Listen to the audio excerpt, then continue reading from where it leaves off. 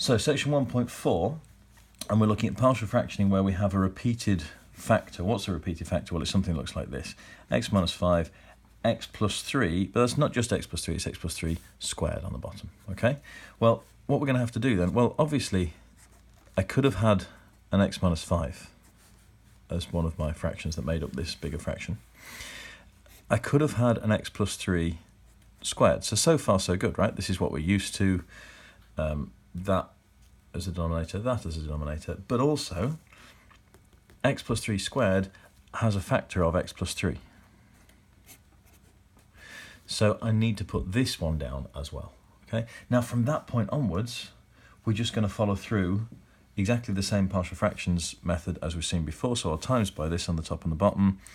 2x plus 9 equals a times by what? Well, a times by x plus 3 squared.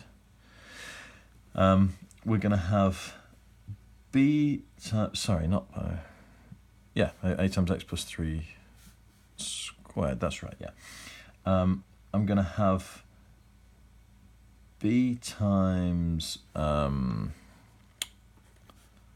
I've lost my thread a bit, there we go, b times x minus 5, and c times, well, I've got an x plus 3 there, so I'm going to have to times it by x minus 5, x plus 3, okay? So we end up with this, and then from here, you could use equating coefficients. So if you're going to do that, you'd have to expand out everything on the right-hand side, get all the x squared terms together, get all the x terms together, get all the constant terms together. The coefficient of x squared terms is going to be equal to 0, because there's no x squared on this side. The coefficient of the x terms is going to be equal to 2, and the coefficient of the constants is going to be equal to, well, the constant term on the right-hand side is going to be equal to 9. That would be 3 equations. You've got 3 unknowns, a, b, and c, and we're there, okay? You could do this by substitution. You could put, usually, we'd put x equal to minus 3, and that would get rid of this term, and we'd end up with something in here. We'd put x equal to 5, and that would get rid of this term, and this term, and we'd end up with something over here. Now, that's the point where you've got 2 answers, but there's no clever value. You've got x equals minus 3, which gets rid of some of the things. You've got x equals 5, which gets rid of some of the things. There is no third x value which will get rid of the third one of these. So you're just going to have to pick a value of x. If you get to pick a value, usually the easiest thing to do is put x equal to 0. And then you'll end up with 9 on this side, and you'll end up with something with a's, b's, and c's in it on this side. But that's fine. That is still 3 simultaneous equations with 3 unknowns, a, b, and c. Okay? So really the only new stage is this stage. Very easy to forget in an exam.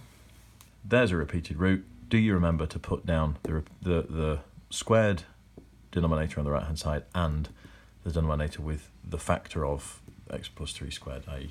the denominator with x plus 3 in there.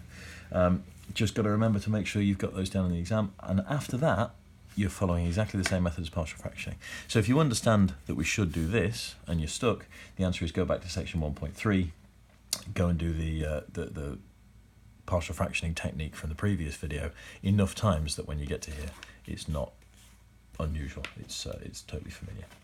Okay, that's the end of that one.